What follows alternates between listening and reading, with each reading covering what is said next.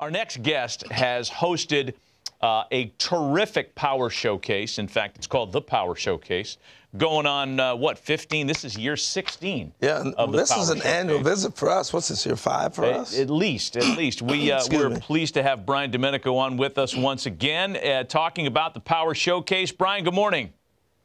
Harold, Matt, as always, it's really nice to see you, and I appreciate you having me on. Well, we appreciate you coming on with us to kind of introduce our viewership to some of the kids that you've discovered and showcased in your Power Showcase. I mean, boy, the list is unbelievable. We watch the video of this thing all the time. Among the players that you had, and I guess you could talk on all of them, who's made your eyes pop the most at the Power Showcase?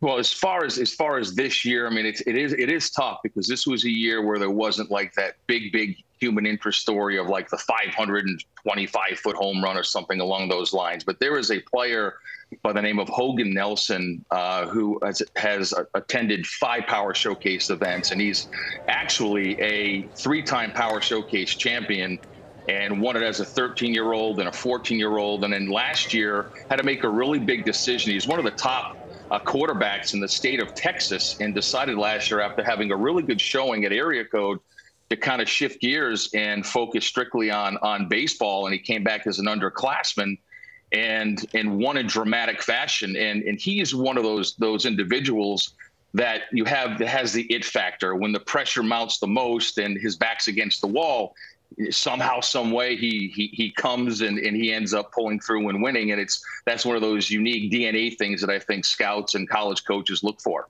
Hey, Brian, I think we're in a unique time, too, where guys have perfected the home run.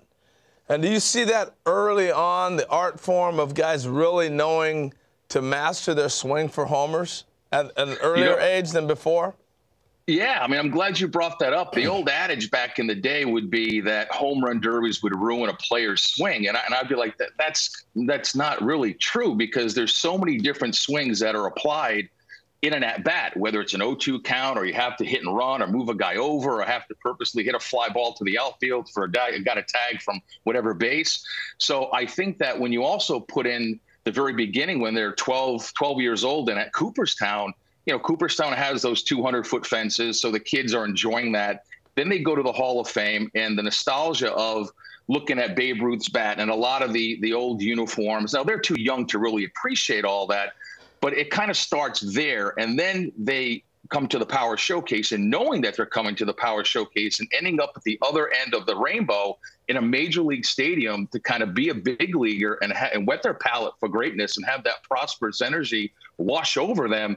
Now it trickles back to, okay, how are we going to prepare for this? And with how all the great metrics today with blast motion and hit tracks and all how and Rapsodo and how their videos can be broken down, and how all of the hitting coaches are vast in so many different philosophies that they break down the kids' swings, and they really start to learn how to do that. Now, you can attest to this, Harold, that when you hit a ball and you square one up, it's smooth. It's one of the most beautiful moments in all of baseball, and obviously you have to elevate to celebrate.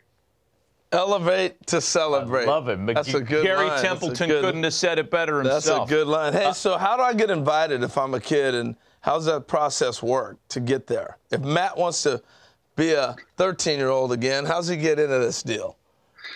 Yeah, and that's a great question. And there's a lot of different ways that you can get in. Some parents will reach out to me. Obviously, I need to take a look at some video. Then I want to take a look and see what travelable organization they play for, the level of competition. And listen, I don't always bring in the absolute very best guys. There are some big lumbering young players that they just need to set some goals, and it's only a matter of time before the kinetics and everything starts to come together and they find themselves and they take off. So again, parents can reach out through the website, and again, there's a lot of different ways, Harold. Hey, so give us some names of some players, either prospects in minor league ball or big leaguers who've come through the Power Showcase. Well, I think the most noticeable one was Bryce Harper, obviously. And then you had, Tristan Costas, who's now the starting first baseman for the Boston Red Sox. And when he did the Power Showcase, he hit 5 500-foot home runs, which was really incredible. And then it was Blaze Jordan that you and I had talked about many times. And then he won the junior Major League Home Run Derby. There was a young man by the name of David Denson that hit a 515-foot home run off the Jumbotron. That was back in 2012. Daniel Vogelback. I mean, there's countless guys in the big leagues. Tell us about this DiMaggio Lonero. Oh, DiMaggio Lonero, leaving nothing to the imagination. A very, very cool story. So his grandfather was an Italian immigrant. And so when he got to New York, just fell in love with baseball and obviously the New York Yankees. And when he had his son, which is DiMaggio's father, his name was Bill. When Bill grew up, he obviously was a diehard Yankee fan. So he decided to name his son DiMaggio. And his father was like, well, listen, that's kind of a tough name to live up to. And what's ironic is that DiMaggio actually told his father, and he knew about the event because two of his buddies did the event a couple of years ago, a player named Drew Rapepi, who actually was a two-time Power Showcase world champion. He told his father, he's like, I'm gonna go down and I'm going to win it. And I think he put out some incredible numbers, 468 feet with his longest home run. And he has tremendous raw power. And like I said earlier, just scratching the surface in his potential. And I think he did Joe DiMaggio pretty proud, for sure. Yeah, I would say these kids are breaking my back looking at these videos. Like Italians, baby. Like Italians. I understand they also named the family dog Yogi.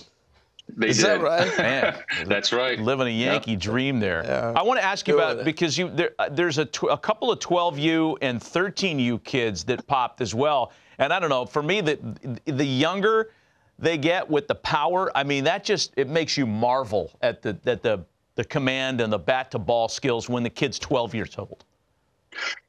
Great point. I think that some kids gravitate towards enhancing their baseball DNA and looking for that next big stage to have to compete upon, like IJ Garza you just saw. That's Tyler Cerruti. That's Sebastian Carthace, who actually won Week 9's Home Run Derby in Cooperstown. Austin Brown, who is a 14-year-old, Harold and Matt, that hit a 479-foot home run.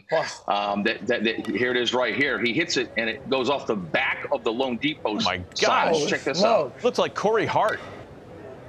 Beautiful, easy swing. Yep, beautiful, easy swing. Oh, man, it's unbelievable. That is amazing. Now, one more guy, if I can here, is a 6'8" power hitter from Tennessee named Braden Turnage, and I did a little research. I think he's 16 or 17 years old. 6'8". And I did a little digging, and I wanted to find out, okay, who in today's game, position player wise, are the top guys as far as height. You had O'Neal Cruz, the shortstop with the Pirates, and then you have Aaron Judge, who plays outfield. But I wanted to dig a little deeper and find out who was the tallest major leaguer to ever play first base. And it was Tony Clark. I guess he's the executive director of the Major League Baseball Players Association, had 251 home runs and a 15-year career. But, yeah, I mean, 6'8", and he's an incredible basketball player, and he's also an ascending pitcher on the mound. Wow. That's scary. He looked like Richie Sexton. That's a good. I thought he looked like George Mirasan.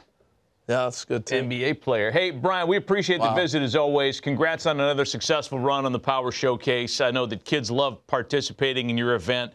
You had it a few weeks ago, and for folks that are interested, it's on the website. We have the information on the screen. Brian, we appreciate the visit. Happy holidays to you and your family. Always. Thanks, guys.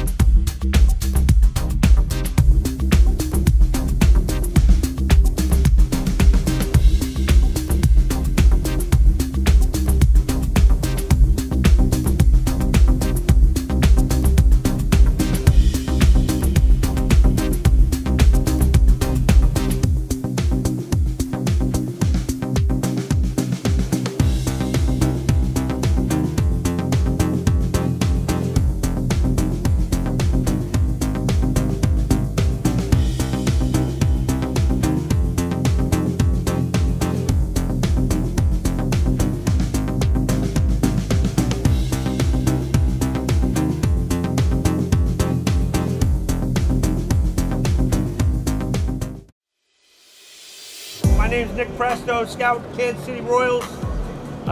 It's a great opportunity. Appreciate you guys being here, hitting on a big league field. We're going to run you through a scout day.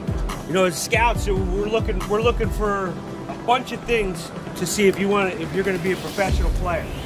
I mean, obviously, we're looking for hitting. We're looking for power. We're looking for running, arm strength, and fielding. Those are the 5 tools that we're looking for.